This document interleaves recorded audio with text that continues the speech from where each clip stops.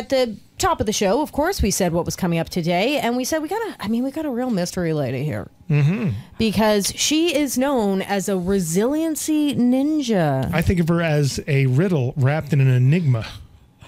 Hidden behind a ninja. Right? Yeah. Right. So you know what? I would like to, A, be more resilient, and B, be a ninja. So let's bring her in here and find out if those are things we can accomplish. As she backflips into the room, please welcome Allison Graham. Hello, welcome to me. Thank you for having me. Well, thank you so much for being here. And of course, you're an author and a business owner and all these different things, but Resiliency Ninja is obviously a term I bet a lot of people gravitate towards. They do, and I love it. And normally you say Resiliency Ninja, and I throw in a fa-cha, right? Like nice. People can't see the karate effects. chop. Yeah, exactly. Now, I'm not much of a ninja physically, but I had what I call my decade of hell and went through a whole bunch of surgeries and injuries and people in my life who died. And as a business owner, I didn't have an option to, sit in the bed and pull the covers over my head and scream in defeat. Right. So I bounced back faster and stronger. And now I'm on a mission to help other people do the same thing. So listen, just because you had responsibilities doesn't necessarily give one the impetus necessary to take care of business when you are down and out. So what was it for you? Did you have a period of going like, no, I am just going to pull the covers over my head? And what was it that finally kind of gave you the inner strength to go, I am putting this back together? There were a couple things that happened, and I believe that on anyone's journey, there are moments and you have a choice. You can either become a victim or, as I've coined the term, a resiliency ninja. Yes. And so what happened to me, there were a couple things. One, I went to a sales meeting with like a huge potential client, and I totally bombed. It was awful. And it was because I was so desperately just wanting to be on my couch watching TV, and I didn't want to be there. And I'm like, this can't keep going on. And then I went back to the doctors and they said, listen, your pain is permanent. I have nerve pain, and anybody who's ever had nerve pain knows it can be quite debilitating. And so you really have to consider, are you going to go on government disability? Are you going to give up your dreams? You can't keep up this pace, because I was going on adrenaline. And I said, no, I'm not doing that. And that was the moment when I said, I got to figure this out. How am I going to continue to operate even though I have limited physical capability? Is it hard because,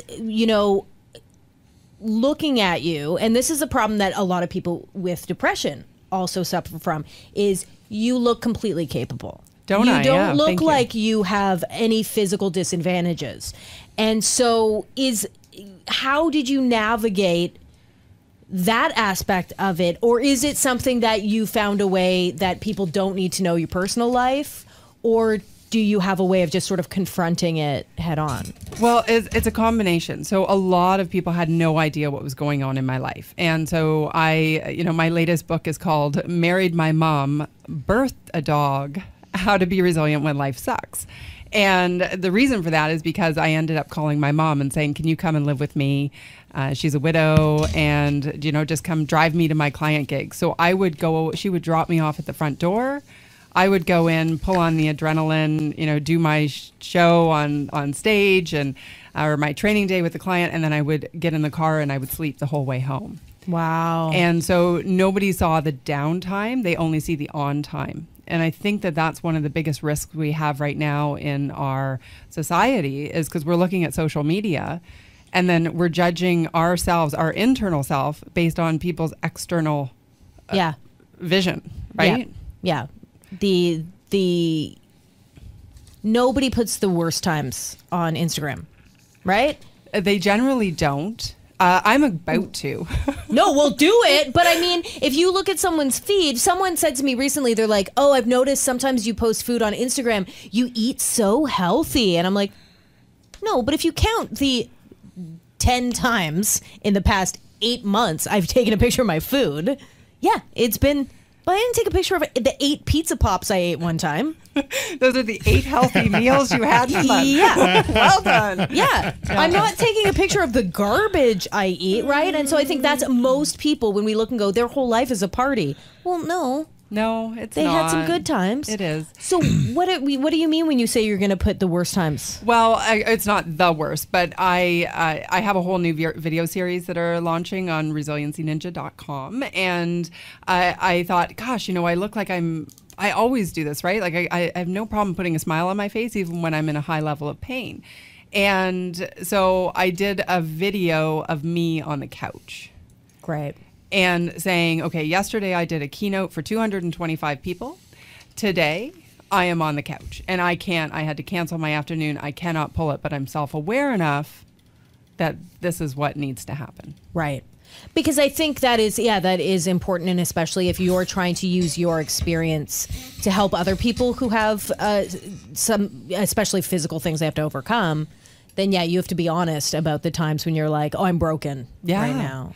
Well, and I'm the first one to say that I'm always making mistakes, but the hope is you learn faster and bounce back stronger when adversity does strike. What I like about reading about your story is a lot of the things that you teach to people.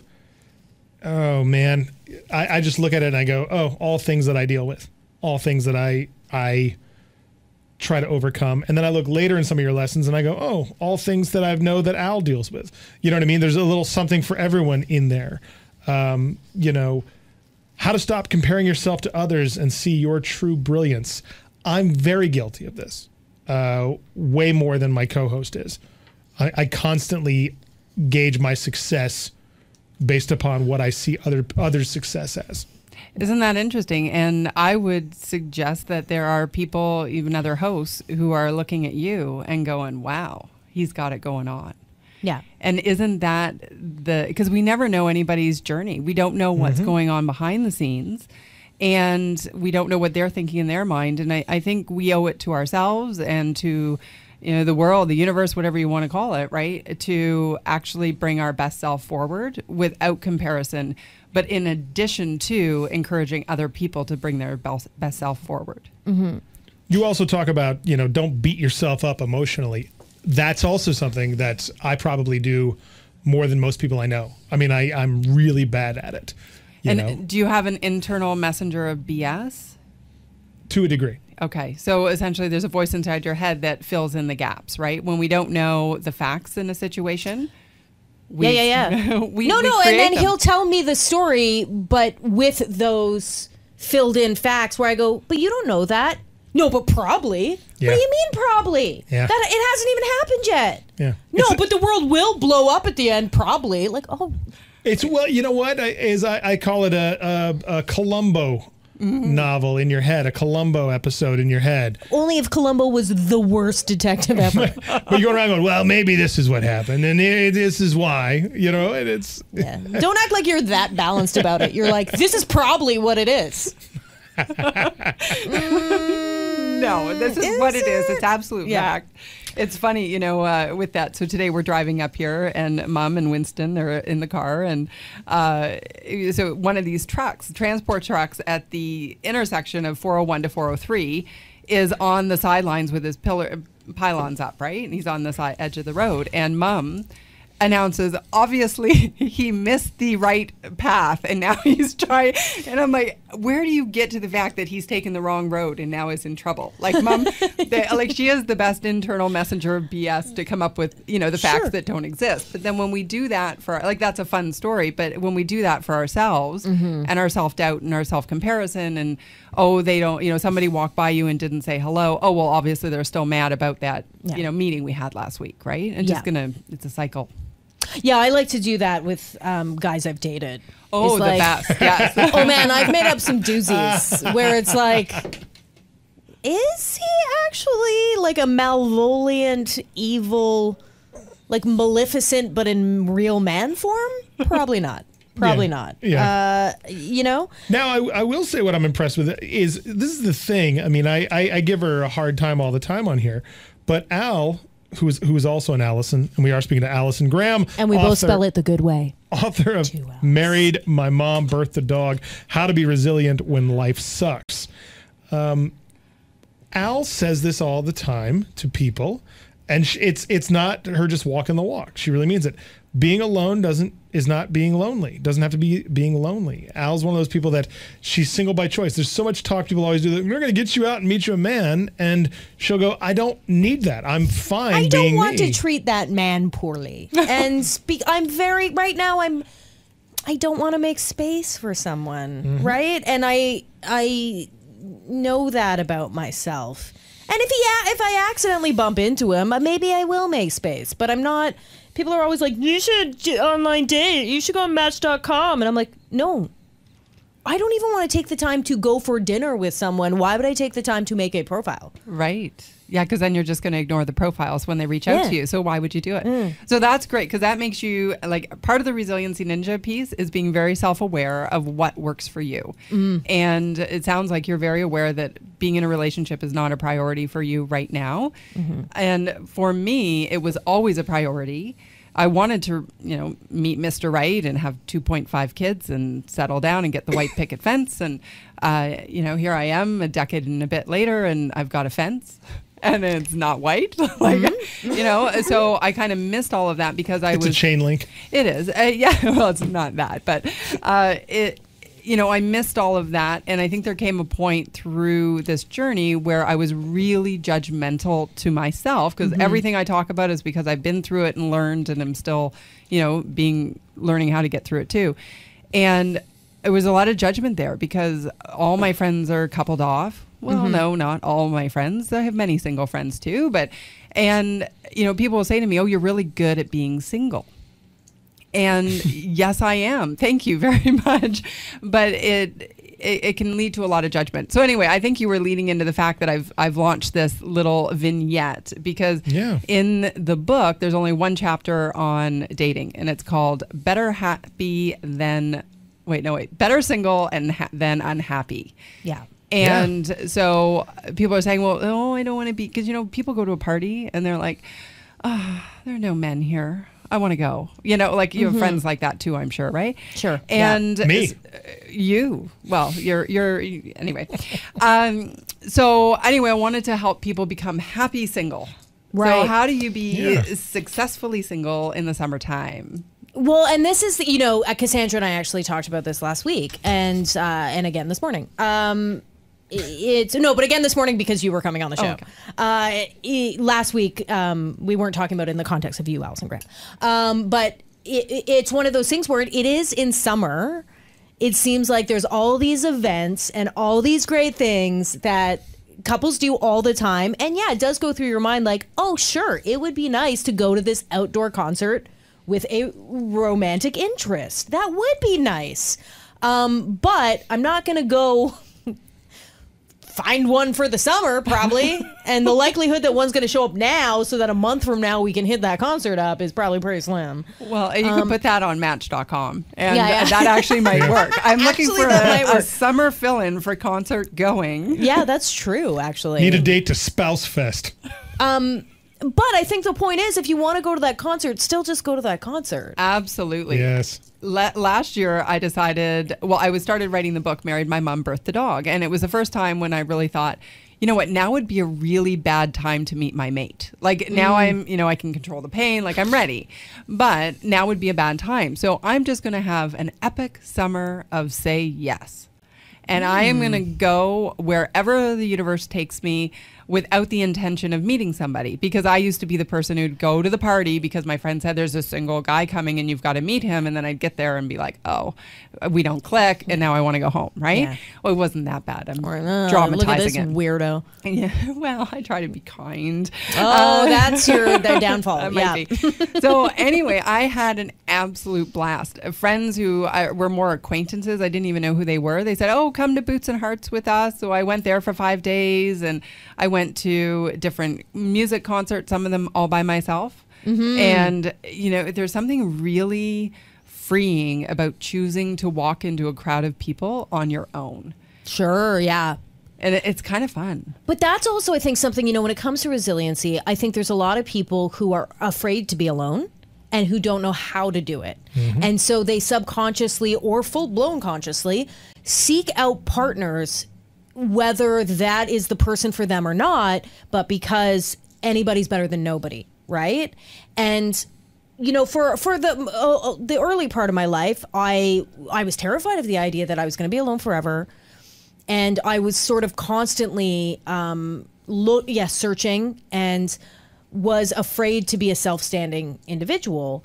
And now I kind of go, no, I'll just do whatever I want. And to be self-reliant is very exciting. And to be to go places, or to find out there's this conference that I'm going to at the end of next week. And I don't know anybody going, and it's basically like summer camp. And I'm super stoked because I'm like, I think it's going to be super fun, and I'll just go and there'll be a bunch of people there, and then they'll be my friends. Absolutely, they will. Right. You're going to have a blast. Just the idea of even going. And, I think to your point in relationships, just because they need to have somebody in their life, I think you can create a stronger relationship because when you're whole and when you can spend time on your own, because then you're not needy. Yeah. You don't get into, you can make a decision. So needy. Well, it was embarrassing. Okay. Well, now you're not. Yeah. Yeah. Not at all. Yeah. It was a weird time. I wanted to ask you, when you do have that day where you do the keynote and then the next day you don't have it in you, what are some of the things that you do for self-care to get, to bring yourself back up to the level of being able to get out there? This will sound really weird, I'm sure, as I say it out loud, but I've actually made friends with my pain. And other patients who have chronic pain who are living very, very active lives, and you would be shocked, well, especially when you write about a book about living with pain and other challenges, people start telling you their stories. And I will look at people and go, oh, you don't look like you're in pain, but they've come to grips with it and they've been living with it for 20 years or however long.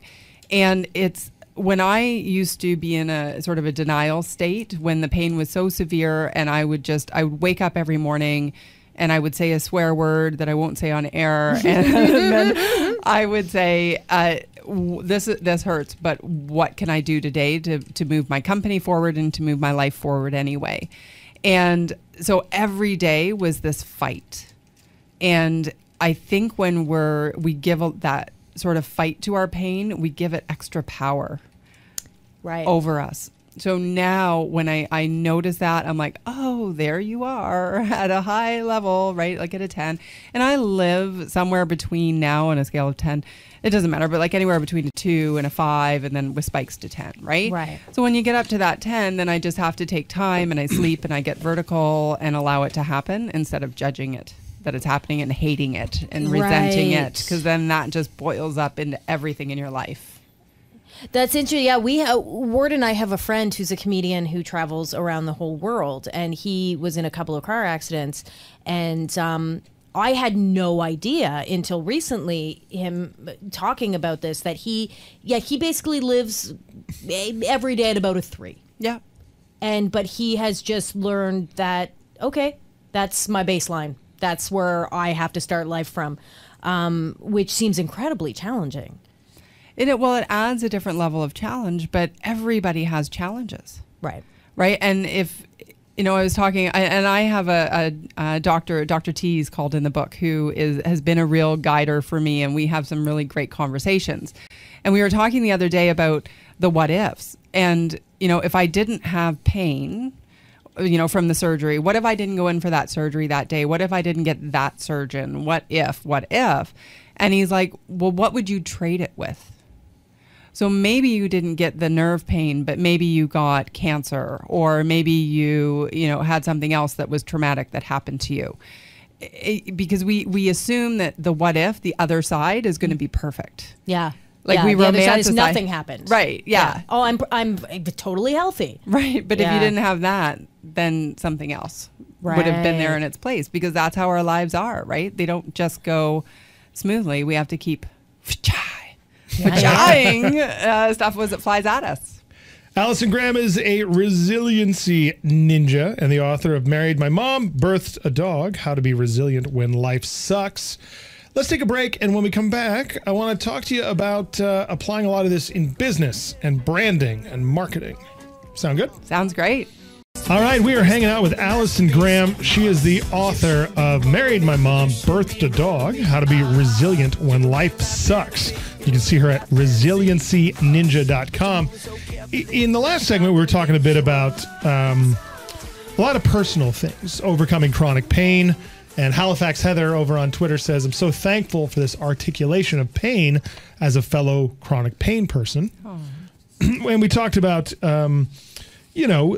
being single doesn't mean being lonely. And a lot of the things that I admire in Al, that I talk about, that she's been able to do what you encourage in your book, like flip the script. You don't have to be defined by what society defines being single as or being on your own as. So the thing about the two of us, about Al and I, is I know that she's always really been into motivation, overcoming obstacles. She has herself, especially her personal journey and people's personal journey. With me, there's a joke I always make with people when they talk about our team where I say, I'm the business and Al's the talent, right? Al really likes to talk to people, has very little interest in the business side. Fair enough. Like, aside from having enough money for food, Sure. Yeah, I don't care. And I don't care about, there's a lot of ideas about what success is. And everyone has a different definition, but there is an overarching assumption, I think, in a lot of, especially in a creative industry, that it's like you always have to want more and the next thing and move. And to me, the next thing is something different, I think. Interesting. Right? So do you mean like the chasing of something can really take you out of enjoying the creative process? Well, I never feel like, first of all, I have, and this took a lot of work, but I don't feel like I'm in competition with anybody. Good for you. Yeah. And every now and again it pops its ugly head and I go, no, there's room for everybody. But I don't feel like I'm in competition. And that is a huge hallmark of any kind of entertainment or thing. And once I started to learn that it's like, no, that doesn't benefit me in any way. To be jealous and angry or be like, no, that person's a dumb idiot and they got a thing and I didn't. Whatever, man. It's cool. So to be really comfortable in and just finding my own way. So I don't care about being famous. Don't get me wrong. I would like a few more people to listen to the show. Maybe a couple more people download my podcast. But I don't, it's not about the money. It's not about the fame. And it's not about crushing the other people. For me, it's all about that. Oh, he would like all of those things. Absolutely. Absolutely. And what I like about what you do, what I like about your book, is that there's something for both of us. Ward gets to have his money and crush his enemies. It's true. Well, but that's my thing. I mean, as I've been a person who's been at different times in my life and career, my own agent, my own publicist, my own manager, and ours, right? And so with that, unfortunately, though, comes the negativity of those jobs, right? And so I've in my life of being my own manager and publicist and everything like that, I've had to be the bearer of my own bad news, right? And I've had to take the no myself. And sometimes I'm cool and it rolls off my back and no just means not now. And I don't necessarily take no for an answer, but sometimes it really can sting. You can hear it several times and then go, now I'm just exhausted. And it is hard, even in business, not to take it personally after a while. It is. And it is exhausting to get the no's. And it's not always a not now. Yeah. I think sometimes it's a hard pass. Right. And sometimes it's a, please don't go there. Come over here. Because if you think of all the things that didn't work out, like I look back on my company, I've been in business for 11 years now. The resiliency piece has only come out in February. Like this is all brand new. But before that, I taught people how to drive top line revenue. Nice. And that's my world. I don't really know what that means. Yeah. Oh, sorry. That means like sales, how to make money. Yeah. Okay. So okay. How to cut the bottom line and make more on the top. Right. Because I don't know how to do the expenses side of it. That, like, give that to an accountant. I will help you find the people who you can sell to.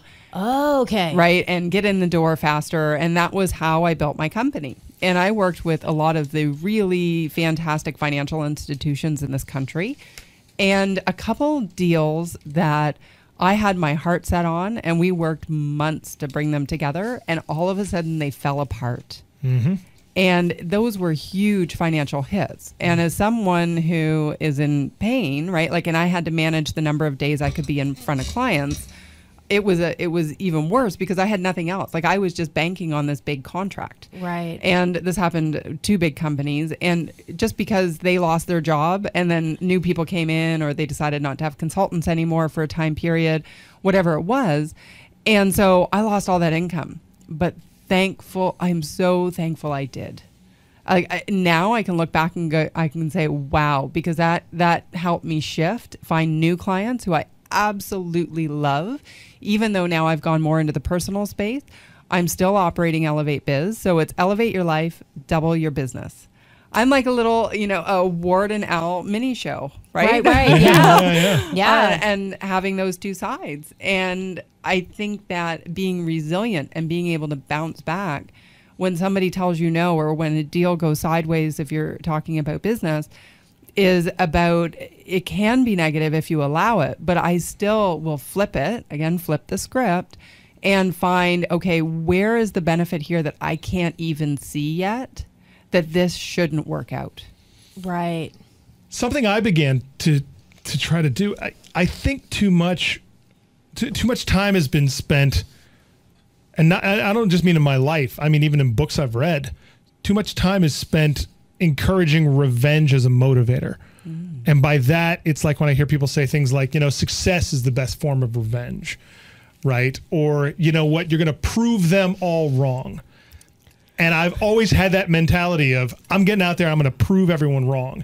Revenge is the best success. But then I started to realize that also what that did in me is it put a little bit of anger behind my motivation. And that may not have been the intention of people when they say those things, but it is what it did to me. It put a little anger behind my quest for success or motivation. And then I started to go, well, if everything I do is to prove someone wrong, that means that part of me thought maybe they were right.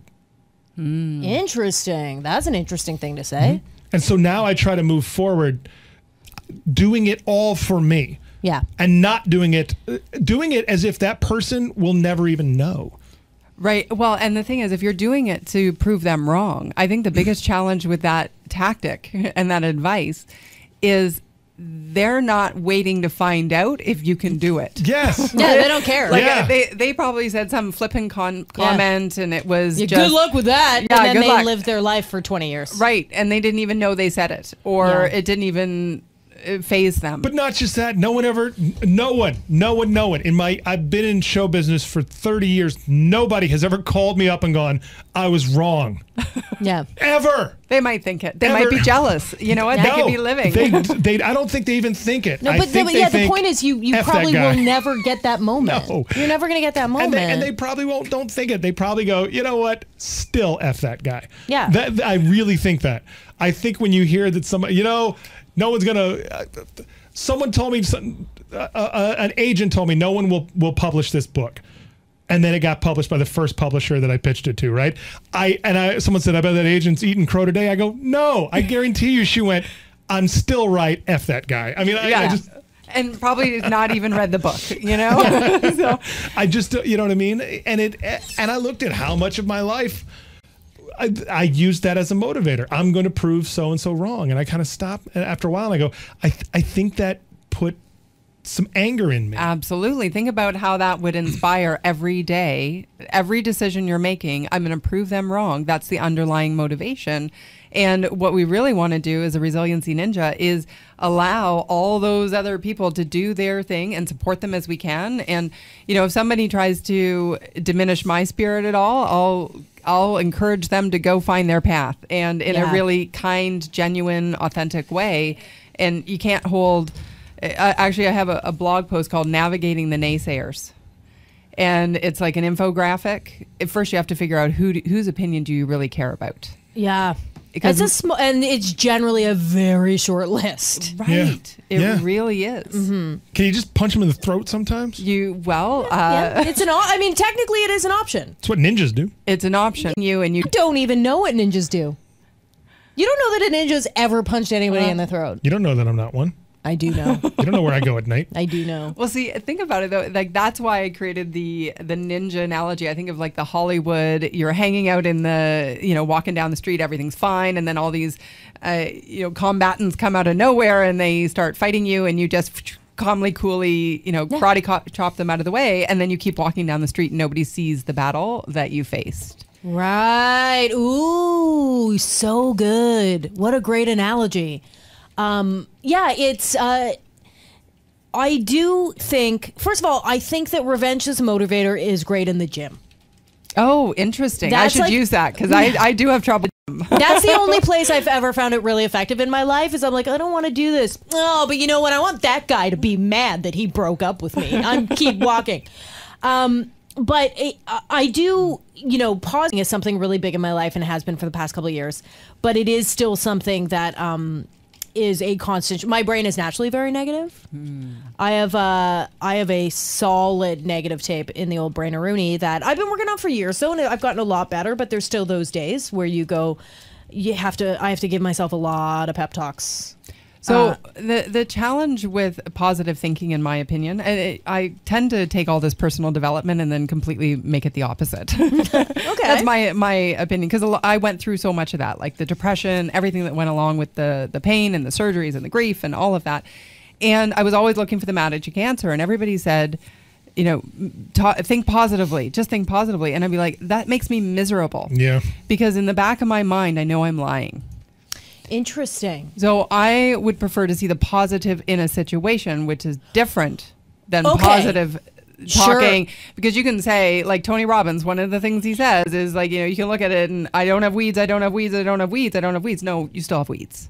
No, that's an excellent distinction that actually, because yes, I will acknowledge hard things, but I think the difference for me is my natural assumption, or the way my natural brain runs, is the assumption that everything is weeds and everything is awful, and that's not reality either. Right. And also, my natural brain wants to go, well, everything that's coming in the future is going to be garbage, and you're going to be miserable forever, and you're going to be blah blah blah, and that's also, I choose now to assume that whatever happens in the future, I will handle it because I'm the best.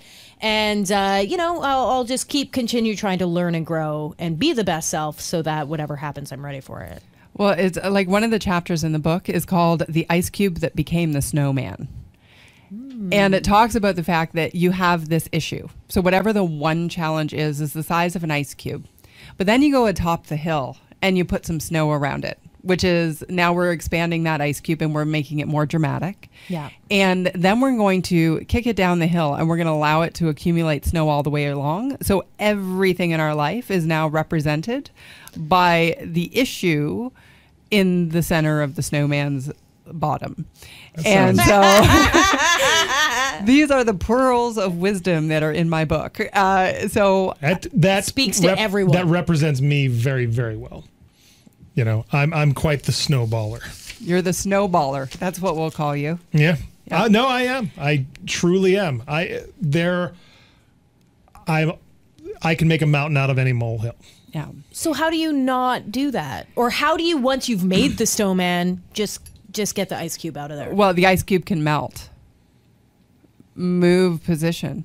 Right. I didn't put that in the book. I should have maybe. Right. Book number 2 or number 4. It'll be my 4th. But anyhow, I think one of the most important exercises that I talk about in my training and in the book and all of that is that there's a continuum of challenges.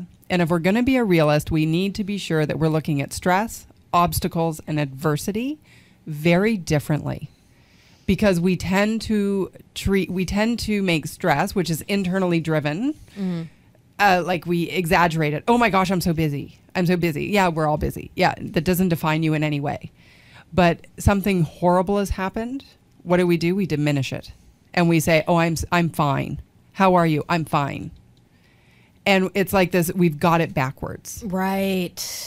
So we might be going too deep on that, but I think But I love it. it's really important to separate the issue. So I actually ask people to write down everything that's going on in their life, causing them what they would consider stress. Because we normally would bucket everything in the stress bucket. Right. And I actually, before I did my first keynote, I wanted to figure out, okay, back when this all started. So my first surgery that went wrong was in 2007.